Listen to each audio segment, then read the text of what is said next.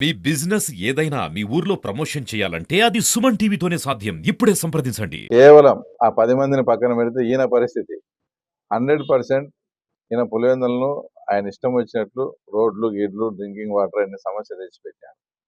సమస్య తెచ్చిపెట్టి ఈ పరిస్థితిలో ఉప ఎన్నిక వచ్చినా కూడా ఇక్కడ కూడా ఇబ్బందికరమైన పరిస్థితులు. ఎందుకంటే ఇప్పుడు ఆయన పర్యటనకు వస్తే అందరూ వెళ్ళేది బిల్లులు రావాల్సిన వాళ్ళు తప్ప వేరే మామూలు కామన్ పీపుల్ ఎవడే కానీ పోవడం లేదు. అసలు ఇంత నీకు సేవ చేసి 50 ఏళ్ళ చరిత్ర, ఇంతగా నేను ఎమ్మెల్యే కనిపించి ఇక్కడ నీ కోసం పనిచేసిన వాళ్ళ బిల్లులు కూడా ఇవ్వకుండా పెద్ద పెద్ద కాంట్రాక్టర్లకు కమిషన్లు తీసుకొని బిల్లులు ఇచ్చి వాళ్ళందరినీ నాశనం చేసాం. ఆ కోపం అంతా ఉంది. ఇప్పుడు గెలిచిన తర్వాత కనీసం అసెంబ్లీకి పోయి మా సమస్యలన్నా మాట్లాడి మమ్మల్ని ఏమైనా గడ్డనేస్తాడు అనుకుంటే అటు అసెంబ్లీకి పోకుండా ఉండవు. ఇక్కడ కూడా ఇట్లా దుర్భరమైన పరిస్థితులే ఉన్నాయి. ఇవన్నిటినీ బేరీజ్ చేసుకొని ఊరికే నేను అడిగి పోతానా, నాకు అది అడుగుతానా, అది లేదు ఇది లేదు అనుకుంటూ ఆ రకంగా ఈరోజు ఆయన చేయడం. తర్వాత ముఖ్యంగా అవినాష్ రెడ్డి గారు కూడా ఈరోజు మాట్లాడినారు.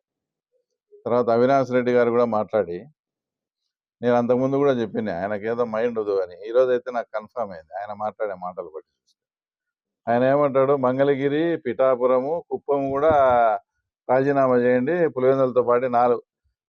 అసలు పులివెందులకు వాటికి ఏం సంబంధం? పులివెందుల్లో గెలిచినటువంటి మీ ఎమ్మెల్యే అయినటువంటి జగన్మోహన్ రెడ్డి గారు గెలిచిన తర్వాత అసెంబ్లీకి పోకుంటే రద్దు అవుతుంది కాబట్టి ఎలక్షన్ వస్తుంది అని చెప్తా అంటే, ఈయన పిఠాపురము అక్కడంతా కూడా అక్కడ వాళ్ళు గెలిచిన ఎమ్మెల్యేలు పవన్ కళ్యాణ్ కానీ, లోకేష్ బాబు కానీ, చంద్రబాబు నాయుడు గారు అసెంబ్లీకి వెళ్తున్నారు, ప్రజా సమస్యలు మాట్లాడుతున్నారు, వాళ్ళు ప్రజల్లో ఉన్నారు. వాళ్లకు దీనికి కంపేర్ చేస్తా ఆ తర్వాత ఆయన మాట్లాడతాడు. ఇంకో మాట ఏం మాట్లాడతాడు ఆయన, మా జగనన్న గాని అసెంబ్లీకి కనబోతే అక్కడ సినిమా చూపిస్తాడు అని మాట్లాడాడు. అసలు ఏం సినిమా చూపిస్తాడో నాకు అర్థం కాలే. ఆయన అంతకుముందు ఇదే సినిమా వచ్చే వివేకం అని ఒక సినిమా చూపించారు. ఏమైనా పుష్ప 1, 2 అని ఏమైనా వివేకం 2 అని ఏమైనా ఇంకో సినిమా ఏమైనా చూపిస్తారేమో. అలా ఎవరికి సెక్షన్ పెట్టారో వాళ్ళ బంధువులందరూ అంత జాగ్రత్తగా ఉండడం మేలు. సినిమా చూపించడం అంటే ఇంకా వివేకం 2 ఏమైనా చూపిస్తారేమో ఈ రకంగా. తర్వాత ఇంకో మాట ఏం మాట్లాడాడు, ఆ తర్వాత చేతకాని దద్దమ్మలు ఏదో చవట కబుర్లో ఏదో మాట్లాడినాడు. 60,000 మెజార్టీ వచ్చిందని. అసలు నేను ఒకటి సూటిగా అడుగుతానా, మీరు ముఖ్యమంత్రిగా ఉండి ఎలక్షన్ ఫేస్ చేశారు.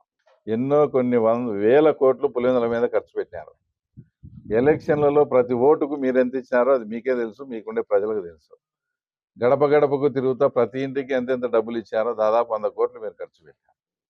ఒక ముఖ్యమంత్రిగా ఉండి ఈ ప్రాంతాన్ని శాసిస్తూ ఉండి వేల కోట్లు డెవలప్మెంట్ పేరుతో వర్కులు చేసి తర్వాత 100 కోట్లు ఎలక్షన్ ఖర్చు పెట్టి మీరు ముఖ్యమంత్రిగా ఉండి కూడా మీకు 30,000 మెజార్టీ తగ్గిందంటే ఇప్పటికీ కూడా మీకు ఇంకా సిగ్గుగా లేదా?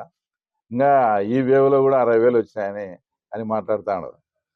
మేము అడిగేది ఏంది, ముఖ్యమంత్రిగా ఉండి అంత చేసినాము ఇంత చేసినాము మా ప్రాంతం ఇదని చెప్పుకుంటా అంటే, నేను ఒక సాధారణమైన వ్యక్తిని, నా చేతులతో మీరు 30,000-35,000 తర్వాత తగ్గిపోయినారంటే అసలు ఏమంటే, వాస్తవంగా మా ప్లాను మా స్ట్రాటజీ ప్రకారం అంటే 100% అవినాష్ రెడ్డి ఓడిపోయాడు. నీకు ఆ ఎంపీ కూడా లేదు.